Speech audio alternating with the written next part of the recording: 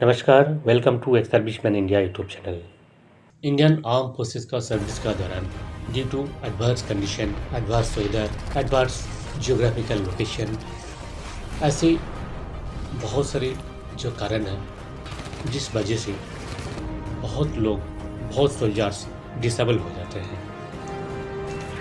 जिन्हें डिफेंस का परिभाषा में लो मेडिकल कैटेगरी या एलएमसी कहा जाता है। ऐसे जो एलएमसी पर्सनल है, इनको रिटायर होने के बाद डिसेबल सोल्जर भी कहा जाता है। तो फ्रेंड्स, आज का वीडियो में जो डिस्कशन का विषय है, इस चैनल का बहुत व्यूअर्स ने ये सवाल रखा है कि अगर एलएमसी हो जाते हैं सर्विस का दौरान तो सिविल एम्प्लॉयमेंट में इसका क्या इफेक्ट होता है। सो फ्रेंड्स, आज इस वीडियो में डिटेल में बताएंगे। आर्मी, नेवी या फोर्स में जहाँ कहीं भी आप सर्विस कर रहे हैं, आप एलएमसी हो जाते हैं और आपको जो है रिटायर होना पड़ता है, या तो कलर सर्विस के बाद या फिर आप बिफोर कलर सर्विस, यानी कि प्रीमेच्योर रिटायरमेंट या फिर मेडिकल इनवैलिडमेंट या मेडिकल रिलीज, जो भी जैसे भी हो आपको फौज छोड़ के अगर आना पड़ता है तो सिविल में आने के बाद इसका क्या इफेक्ट है। क्या इसके वजह से आपको कोई परेशानी का सामना करना पड़ेगा या फिर इसके वजह से आपको कोई एडेड एडवांटेज मिलेगा, ये सारी बातें आज इस वीडियो में देखेंगे। पर मेन वीडियो में जाने से पहले आपसे रिक्वेस्ट है, अगर इस चैनल को आपने अभी तक सब्सक्राइब नहीं किया तो जरूर सब्सक्राइब करें, लाइक करें, शेयर करें। सो फिर सबसे पहले हम देख लेते हैं जो कि एलएमसी जो पर्सनल है, इनका जो डिसेबल पर्सनल है, इनको जो है दो कैटेगरी में हम डिवाइड कर सकते हैं। फर्स्टली, एक एलएमसी होता है जिनका डॉक्यूमेंट्री एविडेंस जो रहता है, यानी कि AFMS 15, जहाँ पे आपका फर्स्ट टाइम जब आप एलएमसी होते हैं, आपका डिसेबिलिटी को असेस किया जाता है। उसमें मेंशन होता है कि आपका जो डिसेबिलिटी है ये एट्रीब्यूटेबल है या नहीं है, एग्रीवेटेड है या नहीं है। एट्रीब्यूटेबिलिटी का मतलब है due to your military service आपका जो डिसेबिलिटी हुआ है। जैसे कि आप मान लीजिए एक्सरसाइज में जा रहे हैं और आप जो है लोडिंग अपलोडिंग कर रहे हैं बक्से या इक्विपमेंट, और एक बक्सा आपका पैर पे गिर गया और आपका फ्रैक्चर हो गया, तो ये क्या हुआ, एट्रीब्यूटेबल टू मिलिट्री सर्विस हो गया। और दूसरा, जैसे कि आप सर्विस कर रहे हैं लेह में, लद्दाख में, और आपको ब्रंकियल अस्थमा का प्रॉब्लम हो गया, तो ये क्या हुआ, आप वहाँ पे जो सर्विस कर रहे थे, सर्विस करने के दौरान आपका ये डिजीज़ उत्पन्न हुआ है, तो ये हो गया एग्रीवेटेड बाय मिलिट्री सर्विस। सो ये दोनों में से कोई ना कोई एक अगर क्राइटेरिया है तो उनका जो डिसेबिलिटी है, उनको कुछ पेंशन भी मिलता है और भी कुछ सुविधाएं मिलती है। और दूसरे कैटेगरी का जो होता है एलएमसी, वो ना तो एट्रीब्यूटेबल होता है ना ही एग्रीवेटेड होता है। इस टाइप का जो एलएमसी होता है, neither attributable nor aggravated by military service, इनको पेंशन नहीं मिलती है, यानी कि इनको डिसेबिलिटी पेंशन नहीं मिलती है। अगर इनका क्वालिफाइंग सर्विस है तो इनको सर्विस पेंशन मिलता है, क्वालिफाइंग सर्विस नहीं है तो इनवैलिड पेंशन मिलता है, बट इनको डिसेबिलिटी पेंशन नहीं मिलता है। अब देखते हैं एलएमसी पर्सनल जब रिटायर होते हैं। मान लीजिए कोई एलएमसी पर्सन रिटायर होकर आया हुआ है, तो उनके सामने जो ऑप्शंस रहता है एक सर्विसमैन के लिए, जैसे कि जॉब्स के लिए मेन एक सर्विसमैन का मेन जो इशू रहता है वह है सेकेंड कैरियर में कैसे सेटल हो।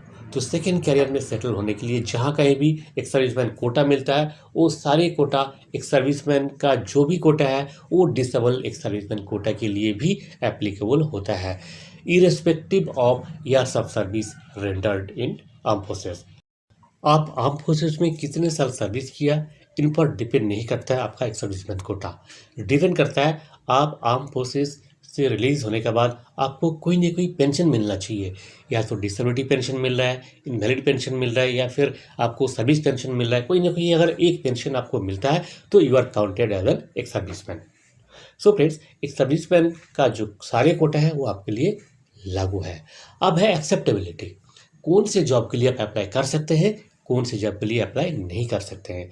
फ्रेंड्स, जैसे आप सिविल में देखते हैं कोई भी जॉब है जिस जॉब में फिजिकल हैंडीकैप पर्सन्स जहाँ पे काम कर सकता है तो वहाँ पे आप क्यों नहीं काम कर सकते हैं? आप थोड़ा लॉजिक से सोचिए। जहाँ पे पीडब्ल्यूडी पर्सन विथ डिसेबिलिटी के लिए जहाँ पे भी रिजर्व कोटा होता है, यानी कि जो हैंडीकैप लोग जहाँ पे अप्लाई कर सकते हैं वहाँ पे आप एक डिसेबल एक्स सर्विसमैन क्यों नहीं अप्लाई कर सकते हैं? तो इस नज़र से आप अगर आप सोचेंगे तो आपको अपने आप जवाब मिल जाएगा। आप उन सारी जगह में अप्लाई कर सकते हैं एक्सेप्ट फोर्सेस का जो जॉब होता है, जैसे कि पैरामिलिट्री में आप अप्लाई नहीं कर सकते हैं, पुलिस सर्विस में आप अप्लाई नहीं कर सकते, या फिर बैंक का जो गार्ड जॉब होता है, इस टाइप का जो जॉब जहाँ पे फिजिकल एक्टिविटी रहता है उस टाइप का कोई जॉब में आप अप्लाई नहीं कर सकते। बाकी सारे काम, पूरी दुनिया आपके सामने खुली है। आप कोई भी क्लरिकल जॉब हो या फिर क्लरिकल नेचर का जो भी जॉब हो, उस सभी जॉब में आप अप्लाई कर सकते हैं। आप आईएएस आईपीएस भी बन सकते हैं, आप इनकम टैक्स के इंस्पेक्टर बन सकते हैं, आप एक्साइज का जॉब में ज्वाइन कर सकते हैं, आप ऑडिटर बन सकते हैं, आप क्लर्क बन सकते हैं। कोई भी जॉब हो सारी जगह में आप अप्लाई कर सकते हैं, कहीं कोई मनाही नहीं है। आप डिसेबल हुए हैं फौज की वजह से, फौज का काम की वजह से, यानी कि देश का सेवा में आप अपने आप को डेडिकेट किया और वहाँ जाके डिसेबल होने के बाद सम्मान के साथ आप रिलीज़ हुए हैं। तो आपके लिए इंडियन गवर्नमेंट भी कुछ प्रावधान रखा हुआ है, जैसे कि बैंकों में, आरबीआई में, वहाँ पे डिसेबल सोल्जर्स के लिए स्पेशल कोटा रखा हुआ है। अगर आप डिसेबल सोल्जर है, आपके पास डिसेबिलिटी का सर्टिफिकेट है, तो आपके लिए स्पेशल कोटा है जो डिफरेंट फ्रॉम एक्स सर्विसमैन।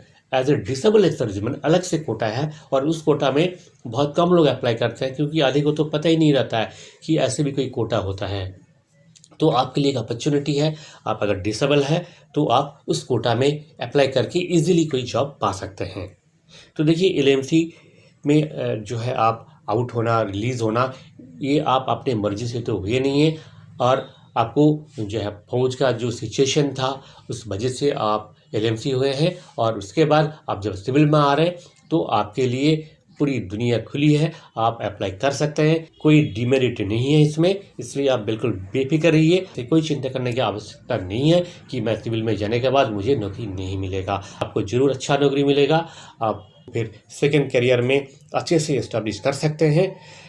बहुत हज़ारों लाखों डिसेबल सोल्जर्स जो है सेकंड करियर में अच्छे से इस्टेब्लिश हुए हैं, इसके लिए कोई चिंता करने की आवश्यकता नहीं है। और दूसरी बात है, एक चीज़ और देखा गया, मैं भी जब आर्मी में था तो बहुत लोग ऐसे थे, उनका जो है कोई न कोई प्रॉब्लम है शरीर में, कोई ऐसी बीमारी है, पर वो डॉक्टर के पास नहीं जाते थे इस डर से कि कहीं मुझे एलएमसी कर देगा। देखिए, अगर आपका शरीर में प्रॉब्लम है और प्रॉब्लम के साथ आप जी रहे हैं तो वो तो आपको और भी वीक बनाएगा, इससे आपको बहुत बड़ा नुकसान भी हो सकता है। इसलिए कभी भी छुपाइए मत। अगर आपको एलएमसी कर देता है मिलिट्री हॉस्पिटल तो इसमें कोई बुराई नहीं है, बल्कि आपके लिए ये तो बहुत सारे सुविधाएं भी है।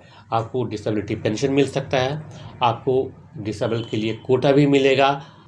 ज़िंदगी जीते रहिए टेंशन फ्री होके और अपने करियर में आगे बढ़िए। इसी उम्मीद के साथ आज का वीडियो ख़त्म करते हैं यहीं पे। जय हिंद, जय भारत।